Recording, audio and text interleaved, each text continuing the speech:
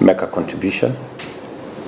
I did ask CCCC to consider also investing, and then again we need to find together a financing mechanism, and I think it is time for us to engage the Chinese government and also possibly the Chinese private sector in finding a solution, a financing solution, because the necessity of having this infrastructure is agreed across the region. We've just concluded the first PPP project on energy transmission, and we believe that that is the direction we will be considering. So the transmission power lines that you're interested in, we now have a framework where we can work together under a private-public partnership arrangement to deliver power to different parts of Kenya. Currently, under Your Excellency's directives and instructions from the National Irrigation Authority, CIPC has completed the feasibility studies of the project and submitted to the Government of Kenya. We were informed that the Government of Kenya will make comprehensive and coordinated arrangements for the project financing, and we wish to request Your Excellency's continued support to the project. As CCCC, we shall continue to cooperate with the Government of Kenya in the early works, utilizing our best resources and advantages in the agriculture and water sector, so as to commence the construction of the project as soon as possible.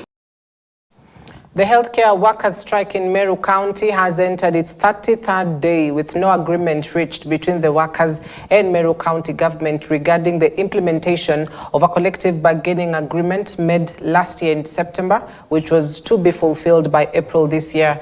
Speaking outside the Meru County offices after a peaceful protest in Meru town, the workers said the meeting held by the Meru County Secretary, Kiambi Atheru, has not yielded any results, and they will continue striking until all agreements are met.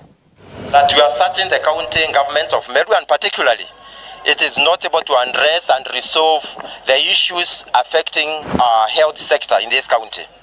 I want to specifically mention that all signals are clear that this county government, it has a dysfunctional health system and dysfunctional county governance, and this one it is demonstrated through failures to honor various agreements, including the recent one that we developed last year 2023.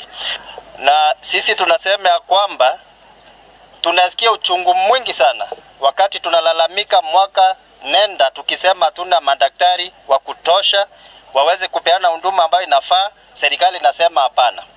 Wanatuletea choo pale hospitali, wanatuambia wahitaji madaktari. Tukiitisha madaktari wa kutosha, wanatuambia hapana, wacha watengeneze lango kuu ambalo tumeambiwa kwamba limeanza kupata mianya na lori haiwezi ingia pale. The common candidates mumeambiwa muende mngoje at the end of the month of September. This month salary yenu itaweza kuingia kama vile ilifanywa. Number 2, the non-common candidates, the chief officer, Dr. Waome, has told me that he is finalizing the list and he is bringing to my office by tomorrow. And therefore, when that list comes to my office tomorrow, I am going to forward it to the County Public Service Board. At the same time, healthcare workers at all facilities in Taita Taveta County have vowed to paralyze health services starting from tomorrow, or this morning actually, leading into Thursday, and the 5th after the county government failed to fulfill its promises expected following previous agreements. Leaders of the Healthcare Workers Union made this announcement shortly after a meeting between them and the county government attended by Governor Andrew Mwadime and senior county officials, which failed to yield any results. The county government has been having this habit of paying us anytime they wish, like so, to pay our salaries. And we had an agreement that salaries should be paid on or before 5th of every month. But that's not happening. As we are speaking today, we are yet to receive even our August salaries. We are not on a go-slow. We issued a strike notice which elapses on 4th, 11:59:00 hours, and from that day, the strike will commence. And it is so unfortunate it has to happen because it's the government who is on strike, it's not employees. We have been patient enough since the year 2022. But as per now, gloves hakuna hospitali. How am I protecting the patient ule amekuja, na how am I protecting myself? Imefika mahali you're supposed to wear gloves on both hands, lakini tunavaa mkono mmoja ndo preserve isiishe. That is not acceptable. And these are the things, si eti hii ni right ya mgonjwa na mimi nikiwa pale hospitali. Now, the Nyamira branch of the Kenya National Union of Nurses has announced the start of a go-slow this Wednesday and has issued a strike notice after 2 weeks following a 3-month delay in their salaries. Speaking in Nyamira town, the union leaders said the members are facing difficulties in meeting their basic needs, affording transportation to work and paying school fees for their children. They dismissed a letter from the county secretary stating that the 2024-2025 financial year would have challenges in paying salaries. Additionally, the nurses have issued an ultimatum to the county government to promote nurses who've remained in the same position for a long time despite meeting the requirements for promotion. In that return to work formula, we agreed that the county all counties were to promote all healthcare workers who were due, in particular doctors, by 1st September, that we were to have medical cover by 1st September. 1st September just ended the other day.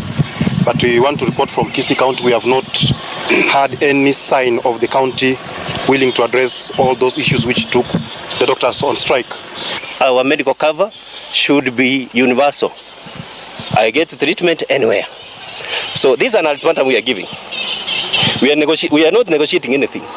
Just promote our people. Bomet recently promoted people to Jogut Site. Those who stagnated from 2018. Employment, that's an issue. Going to school is an issue.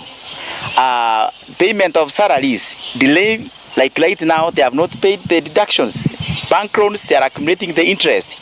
So we are asking the county government of Kisii, what are you doing to your members? These are your first soldiers before you go to Mwananchi.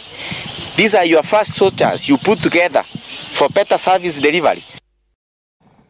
Now, Cabinet Secretary for Health, Dr. Mulongo Baraza, has assured that funds are available to pay healthcare workers as per the collective bargaining agreement for the period from July 2024 to July 2025, addressing concerns of a potential strike. Baraza emphasized that payment will be made within the agreed time frame. She also highlighted the national efforts in managing public health, including strong diagnostics, heightened surveillance, and ongoing training with an incident management team in place. However, she acknowledged challenges at the county level, particularly in mobilizing resources and improving preparedness for monkeypox. What we had agreed with the CBA, we want to assure that the funds are there, but remember it was between July 2024 to now 2025, so we want to assure them that payment will be done within that period. For the strike, we are prepared by saying that we are working on it, on the CBA, and especially on the resources. Upon discussion with my peers, I believe that there's a lot that is going on, and within the given time period, July to July, I believe that we'll be able to sort out that concern.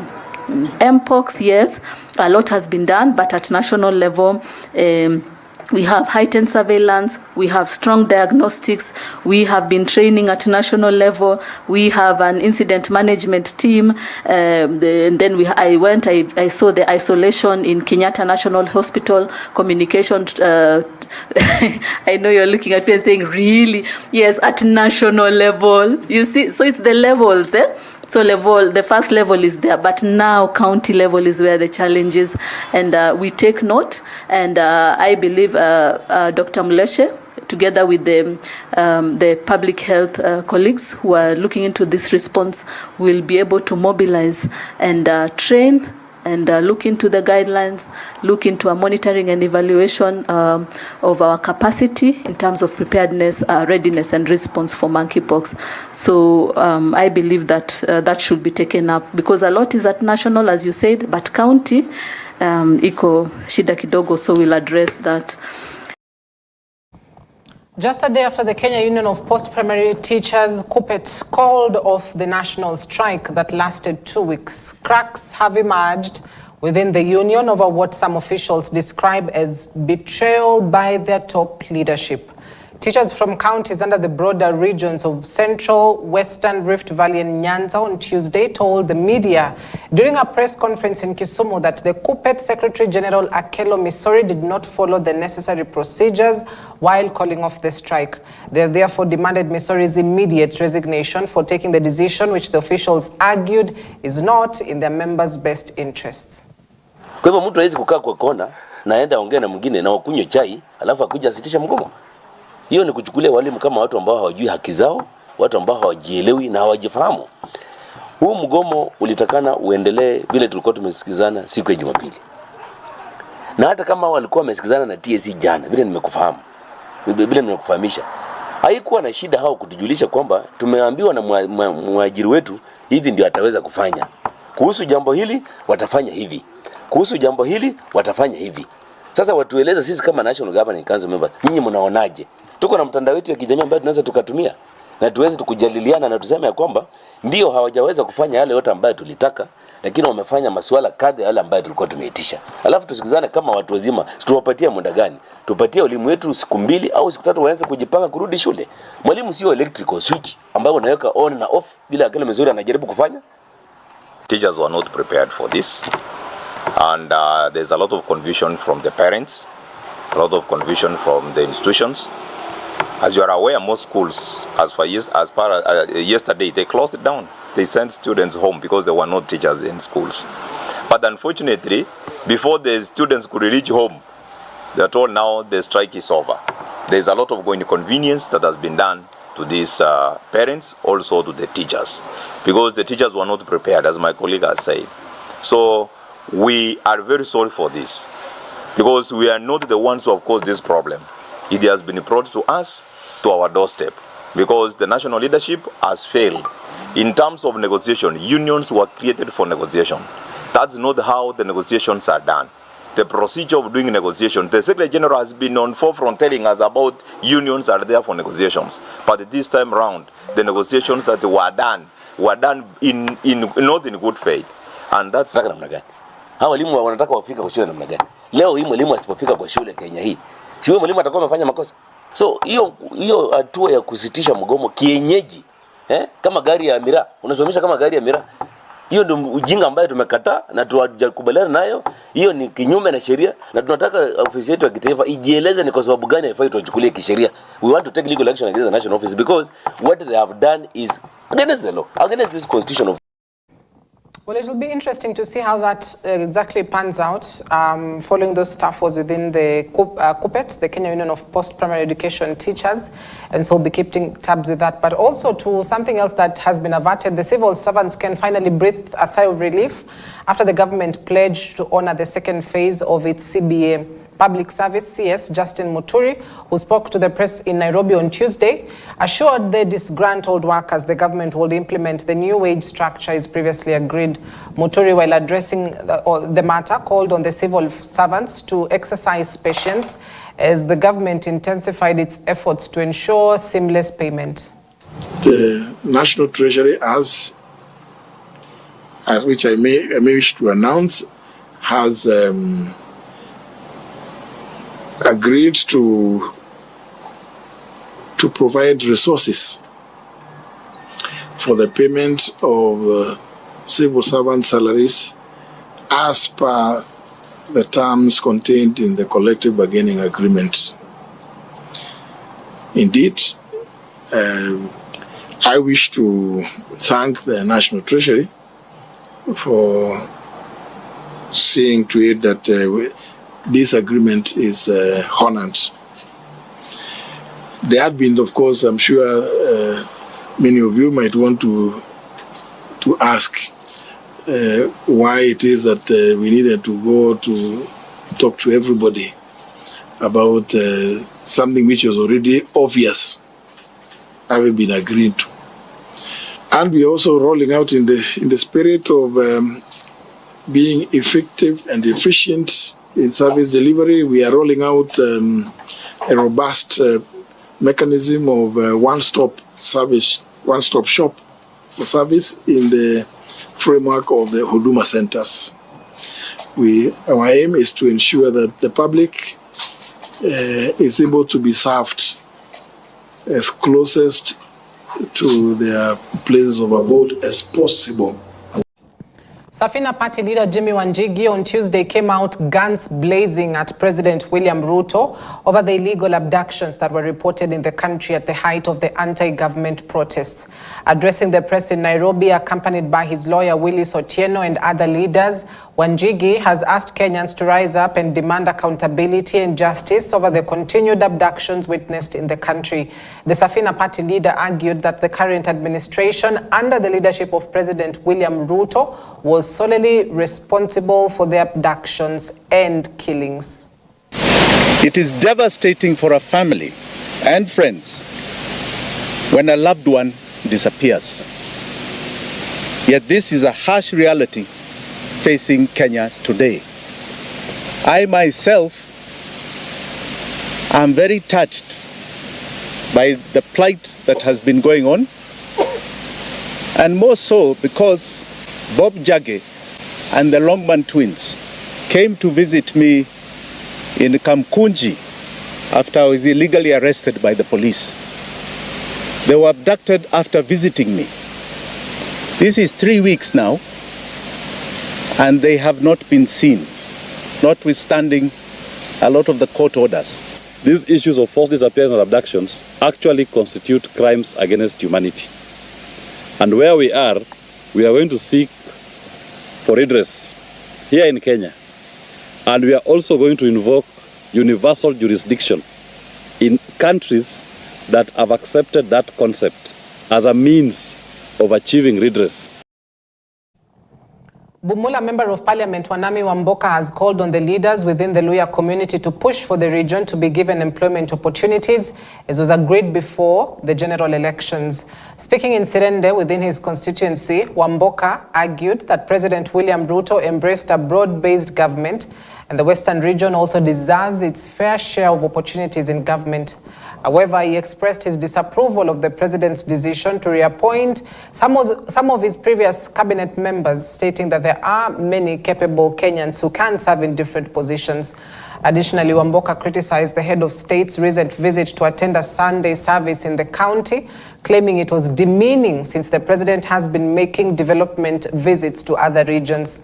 The MP urged the head of state to focus on fairness by making development visits across the entire country, and attending religious services does not constitute a visit to the Western region.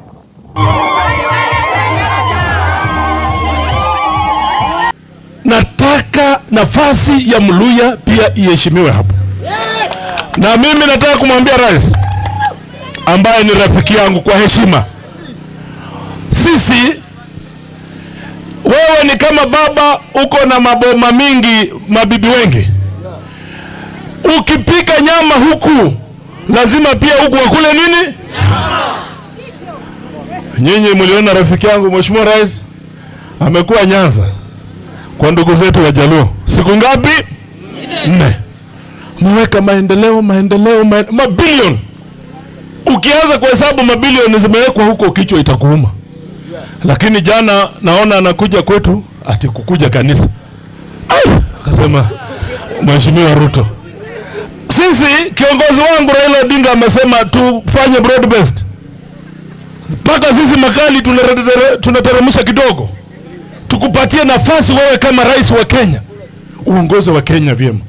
Sisi tunataka kila jamii, kila region ipatiwe haki yake. Watu wa Western wameumia sana katika hizi regime zote. Mheshimiwa Rais, tafadhali, sisi tumekupa nafasi ya kuunganisha Wakenya.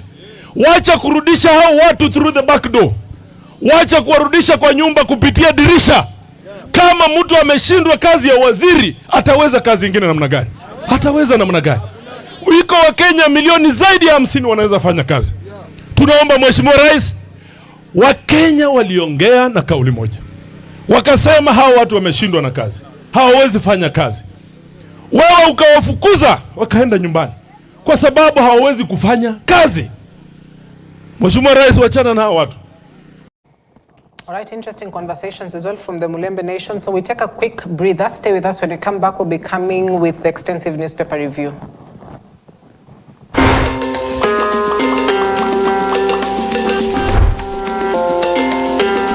To turn to the east, that is, China for that matter, in terms of development and funding and projects in the country, as Kenya lobbies for Chinese support when it is battling debt.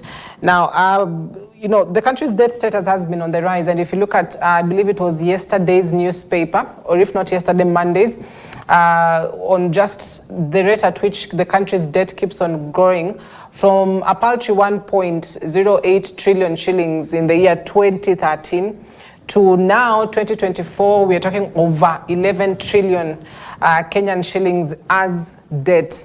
And now debt has been the biggest crippling factor for Kenya's economy because we are having to, get the revenue from the Kenya Revenue Authority through taxpayers.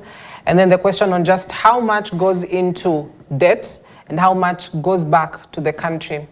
Now, in every 10 Kenyan shillings, more than half of a 10 Kenyan shilling goes into paying debt.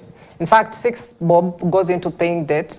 And then 4 shillings is what now we have to distribute as, development, salaries and funding for, education, etc. and everything else. So that has been a big and a worrying trend. So among key projects that Kenya seeks to be funded are the SGR extension to Kisumu and Malaba and the dualling of the Rironi Mau Summit Malaba Road. So key project is the extension of SGR to Kisumu and Malaba and the dualling of the Rironi Mau Summit Malaba Road.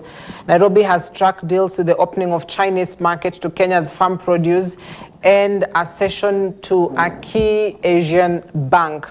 Now, the head of state met the Chinese President Xi Jinping and presented Kenya's wish list. Among his big tickets are those that I've mentioned. Now, already Kenya made a crucial step by formally joining the Asian Infrastructure Investment Bank as a fully paid member, a move that is expected to enable the country access concessional funding for infrastructure, climate change efforts, connectivity, regional cooperation, and technology-enabled projects and programs. Now, the president, who is tagging along a delegation of senior government officials and former Prime Minister Raila Odinga, held meetings with various leaders as well as private entities. Now, curiously, among listed areas where Kenya is also seeking public-private partnership, what we call PPP, includes the Jomo Kenyatta International Airport, which is already in the eye of a major storm, following overtures by India's Adani Group that is negotiating a 30-year takeover deal. Well, that is still in suspension, putting in mind that there's been a lot of uproar around it. The Kenya Aviation Workers Union, who had threatened to strike, took to the streets, just, negating some of the details within the deal, even though they have said, they'll be willing to just sit down and take a look at that particular deal and whether or not it's good for Kenya. So that is the headline this morning on the Standard newspaper that speaks of a growing public debt. I'm just trying to find, for how long it will take for Kenya to complete that Chinese, the SGR, loan that we took as a country. Now, the stock of debt is to further grow this year, with the government planning to borrow 761 billion shillings over the 2024-2025 financial year, an increase from 597 billion that it had planned to borrow before the rejection of the finance bill. Also, interestingly, One of the leaders that accompanied President William Ruto was the CS for National Treasury, John Mbadi. So obviously, he will be also at the center of just speaking to investors on just why Kenya needs those particular funds. But on the sidelines of it is also about the China-Africa Summit. So Raila Odinga is on that state visit. On that visit, I wouldn't call it state visit, but on that visit to China, it is also expected to be able to make his case for the African Union Commission chairperson bid to the African heads of state and governments who will also be in attendance in China. Now, Raila's bid for AUC post exposes Kenya's complex political matrix. That is the one of the headlines as well on the newspapers. Raila's bid, for AUC post exposes Kenya's complex political matrix.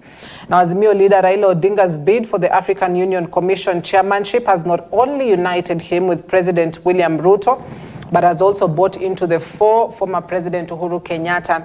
Since 2018, the president and his predecessor have not been on good terms after the latter shook hands with Raila in what the then DP Ruto and his allies interpreted as a scheme to isolate him from the administration.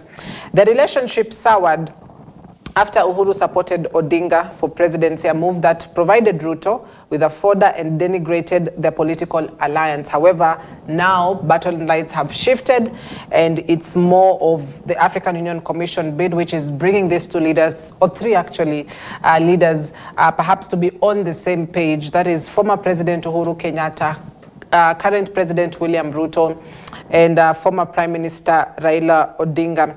And so Raila's bid for AUC post exposes Kenya's complex political matrix on just anything is possible in Kenya's political landscape. You just never know what can happen at any particular point, and who joins who, and who supports who, and who does not support who. So it also throws into complex the role of the opposition in the country.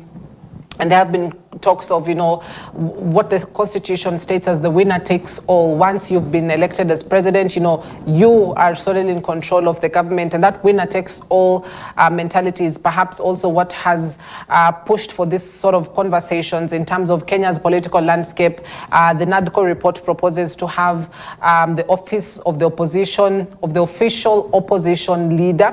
And so it's a question of, does that now sort out the question of the winner takes all, such that even if you lose an election, you've got an office to go to, an office that will be in the Constitution, an office that will be funded by the taxpayers, an office that is really supposed to keep the government in check. So there's a lot of conversation around that. But of course, this is all a matter of if, because the NADCO report is still at the chambers of the National Assembly. There's still a whole new process before some of these recommendations can actually be in play. If it touches on key tenets of the Constitution in terms of introducing new offices, then that means that it has to go to a referendum. That means you have to go and vote on whether you want a new constitution or not.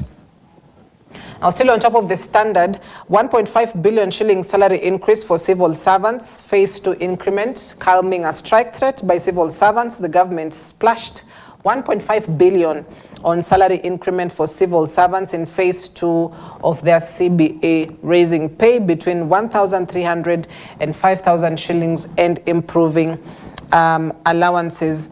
Now, housing allowance for civil service, I'll just take a look at some of the group, job groups and just what has been proposed. Now, if you look at perhaps job group T, which is one of the highest, the housing allowance for them for the first cluster is 80,000, followed by job group S, which is at 60,000. The least job group is job group C, which is at 3,750. That's for the housing allowance. And group D, which follows next with 4,125. So to avert that particular looming strike, the CS Public Service, Justin Muturi, met with the Civil Servant Secretary General, Tom Odenge, in Nairobi, just to sign that particular collective bargaining agreement, that CBA. And so, this is, just a quick crash to be able to avoid or to avert a strike in the country, because we're having various sectors on strike. The civil servants, you've got the teachers strike, which was There was an agreement between KUPPET and the TSC. However, obviously with the tough wars that are coming up in KUPPET over whether or not they should have stopped that strike and did they follow the due procedure. I also speak about the healthcare workers strike in various counties like Taita Taveta, like Nyamira, as well as like in Meru, the healthcare workers are on strike. Speak about the university funding model with the university students on strike, University Academic Staff Union on strike. So perhaps, you know, the CS might have sat down and thought, you know, we can't have civil servants on strike as well. So that has been averted with a bag of 1.5 billion shillings in salary and packs. As well, Ugandan athlete fighting for dear life after lava sets her on fire.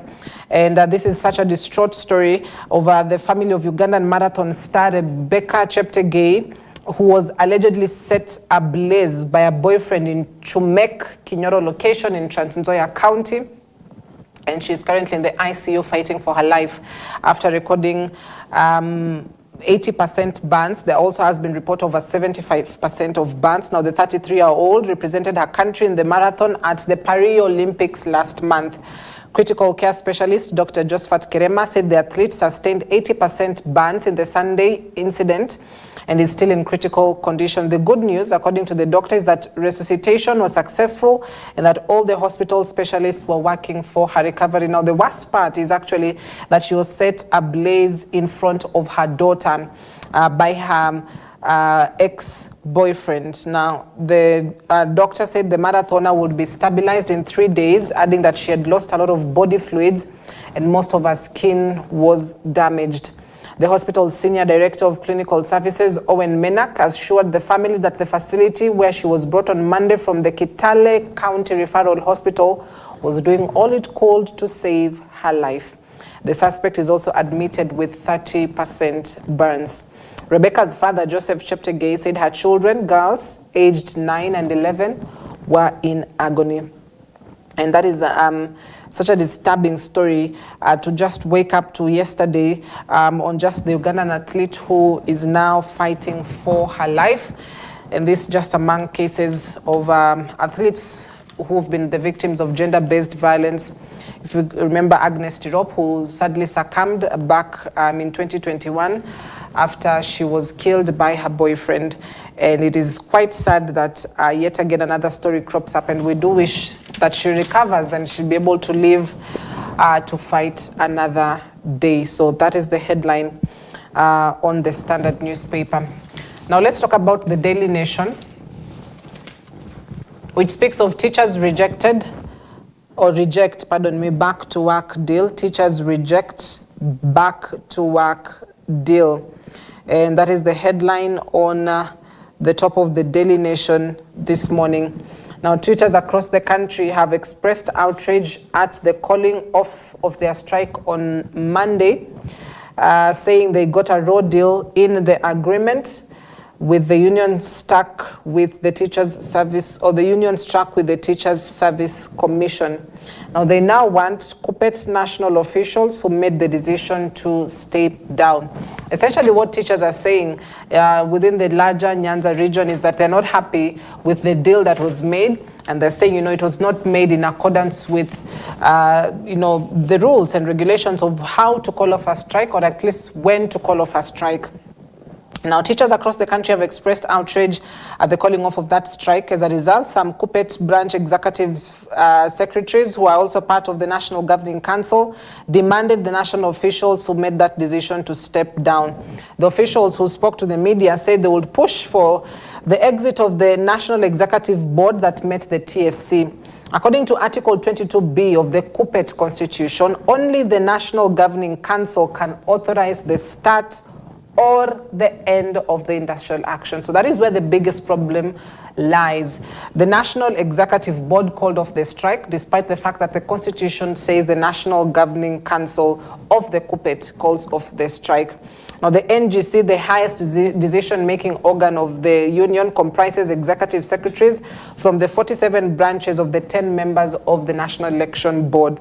On Sunday, the NGC met in Nairobi and endorsed the continuation of the job boycott. Perhaps we'd just love to listen into the Kupet branch officials yet again. And Joe, if we could have that, just to listen into what they had to say hours after that strike was called off late in the evening on Monday. So the NGC resolved that any changes to the strike status or deal with the employer should be discussed in a virtual meeting convened by the Secretary General Akelo Misori. So they've also called for the resignation of Akelo Misori. Now this procedure was not followed, however, as the NEB called off the job boycott after a day-long meeting with the top officials led by the CEO of TSC, Nancy Masharia, and only the Secretary for the Secondary Schools, Edward Obocha, walked out of the meeting in protest. So technically, yes, the teachers are back to class in some of the counties, but they're not yet back in some other counties. So let's listen in to the teachers yet again on why they're rejecting this back-to-work deal with the TSC. Kwa hivyo mtu hawezi kukaa kwa kona naenda ongea na mwingine na wakunywe chai alafu akuja asitisha mgomo. Hiyo ni kuchukulia walimu kama watu ambao hawajui haki zao, watu ambao hawajielewi na hawajifahamu. Huu mgomo ulitakana uendelee vile tulikuwa tumesikizana siku ya Jumapili. Na hata kama walikuwa wamesikizana na TSC jana, vile nimekufahamisha, haikuwa na shida hao kutujulisha kwamba tumeambiwa na mwajiri wetu hivi ndio ataweza kufanya. Kuhusu jambo hili watafanya hivi. Kuhusu jambo hili watafanya hivi. Sasa watueleza sisi kama National Governing Council member, nyinyi mnaonaje? Tuko na mtandao wetu ya kijamii ambao tunaweza tukatumia na tuweze tukujadiliana na tuseme ya kwamba ndio hawajaweza kufanya yale yote ambayo tulitaka, lakini wamefanya masuala kadha yale ambayo tulikuwa tumeitisha. Alafu tusikizane kama watu wazima, tuwapatie muda gani? Tupatie walimu wetu siku 2 au siku 3 waanze kujipanga kurudi shule. Mwalimu sio electrical switch ambayo unaweka on na off bila Akelo Misori anajaribu kufanya. Teachers were not prepared for this, and there's a lot of confusion from the parents, a lot of confusion from the institutions. As you are aware, most schools, as far as yesterday, they closed it down. They sent students home because there were no teachers in schools. But unfortunately, before the students could reach home, they are told now the strike is over. There is a lot of inconvenience that has been done to these parents, also to the teachers, because the teachers were not prepared, as my colleague has said. So we are very sorry for this, because we are not the ones who have caused this problem. It has been brought to us, to our doorstep, because the national leadership has failed. In terms of negotiation, unions were created for negotiation. That's not how the negotiations are done. The procedure of doing negotiation, the Secretary General has been on forefront telling us about unions are there for negotiations. But this time round, the negotiations that were done in not in good faith. And that's namna gani? Hawa walimu wanataka wafika kwa shule namna gani? Leo hii mwalimu asipofika kwa shule Kenya hii, si wewe mwalimu atakuwa amefanya makosa? So hiyo hatua ya kusitisha mgomo kienyeji, kama gari ya miraa, unasomesha kama gari ya miraa. Hiyo ndio ujinga ambayo tumekataa na tutakubaliana nayo. Hiyo ni kinyume na sheria, na tunataka ofisi yetu ya kitaifa ijieleze ni kwa sababu gani haifai tuchukulie kisheria. We want to take legal action against the national office because what they have done is against the law, against this constitution. So those are the teachers on why they're rejecting that back-to-work deal that was signed with the TSC, criticizing that move and some of the people that were at the center of it. So it is yet to be seen now what happens next, but we'll be keeping tabs with the development today and for the better part of this week. Now, 6 billion shillings windfall for IBC City Hall lawyers. Dozens of law firms will get 6.2 billion shillings for legal services offered to the Electoral Commission and the Nairobi County Government. IBC owes 11 law firms at least 1 billion shillings for services, including defending it in 2022 presidential poll. And that is a story that is on page 7 that speaks of... that is a story, that should be on page 7, that speaks of the IBC as well as the Nairobi City County Government, who will be paying huge sums of money, for legal services that they acquired, especially with the 2022 post-election case, which was challenging the victory of then President-elect William Ruto. So paid the 6 billion windfall for City Hall IBC lawyers. Now, Nairobi County Governor Johnson Sakaja says lawmakers were expected to play the oversight role as far as the use of public funds is concerned, usually push the county government to pay millions of shillings to contractors, businesses, and law firms. The IBC is expected to pay about 1 billion shillings to 11 law firms for services offered, including the 2022 presidential poll petition. 44 law firms have received 1.3 billion as legal fees from the city-county government in the past 1 year as concerns rise over the rising legal bills. Now you're asking, what exactly are these cases? Anytime somebody sues the Nairobi City County government in court or sues the IBC in court for any matter for that reason, then that is legal fees, because the county government, the IBC, will need representation just as much as any company is sued in court. They will need legal representation. So those particular legal services offered have to be paid for somehow. So the devolved government made requisitions to the Office of the Controller of Budget to pay the law firms on separate dates between October 2022 and January this year. Documents presented to Parliament by IBC CEO Hussein Marjan show that the amount paid is about 20.4% of the 4.9 billion owed to the law firms since 2013. So 4.9 billion in terms of wages to legal services offered, and just 1 billion shillings has been paid. So there's still a huge deficit. Now, the details came even as the Auditor General Nancy Gathungu flagged the 569 million shillings incurred in the 2022 presidential election petition, noting that it lacks the requisite documents. The audit of the IBC accounts for the 2022-2023 financial year is under consideration by the National Assembly Public Accounts Committee. So the question now should be, how can the public sector reduce wage bills, especially on legal fees? And so in just brief, what law firms want from the city. Now, 865 million shillings, the requisitions made by Nairobi County government to pay law firms in 2023.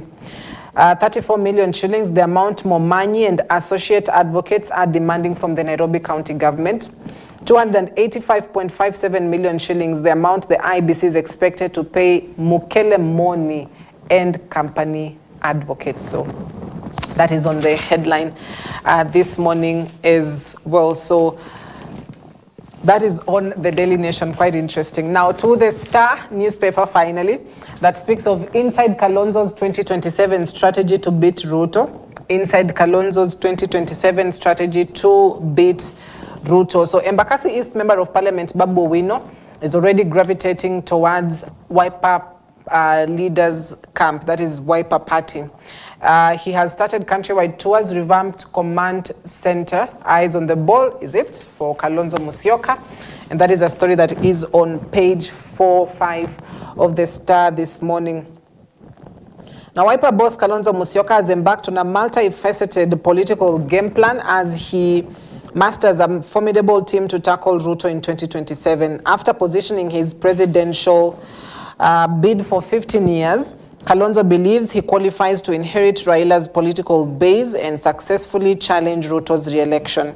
The former vice president has started countrywide political tours, is expanding local and international political networks, and setting up a campaign center complete with state-of-the-art equipment for our secretariat.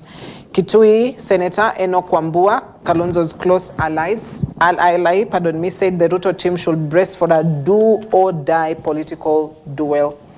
Now, he's received the backing of quite a lot of leaders, including Embakasi East Member of Parliament Babu Owino, Eugene Wamalo of the Democratic Action Party of Kenya, Jubilee's SG Jeremiah Kioni. Recently, we've also been seeing him a lot with the former Kiambu County Governor Ferdinand Waititu. And you never know, perhaps Jimmy Wanjigi may as well being, weighing his options on whether to join that side or, launch his own particular campaign. So Kalonzo is also believed to enjoy the support of President Uhuru Kenyatta. The Jubilee wing associated with Uhuru remains firmly in Azimio. There are also speculations that Deputy President Rigathi Gachagua may bolt out and join the Kalonzo team towards 2027.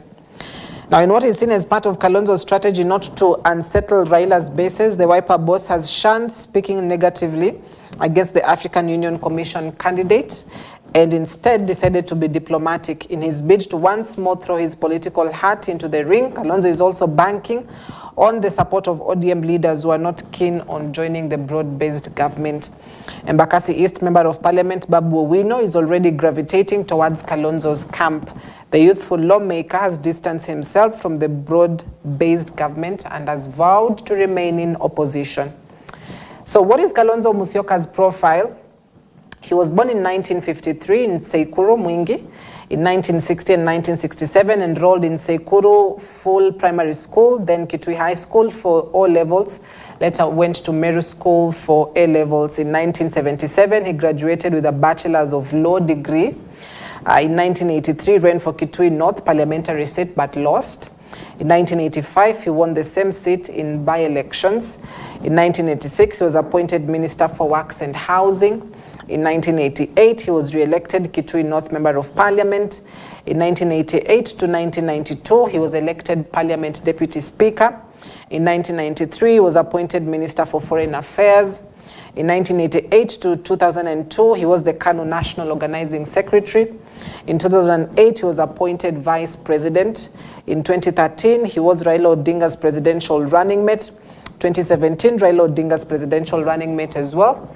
And in 2022, he was one of the Azimio's core principals. So will he rally the base enough in readiness for 2027, putting in mind that anything can change at any particular moment?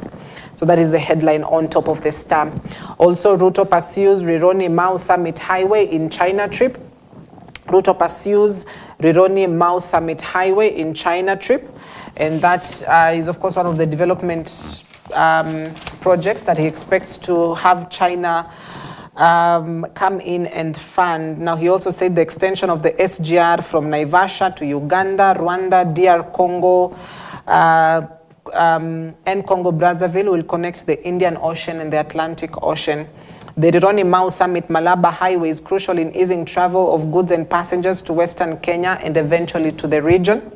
He also cited the dualling of the Muthaiga-Kiambu Road as a priority. So those are some of the things that he hopes he will get from this particular tour. So those are the headlines on the pages this morning: the Star, the Daily Nation, and the Standard.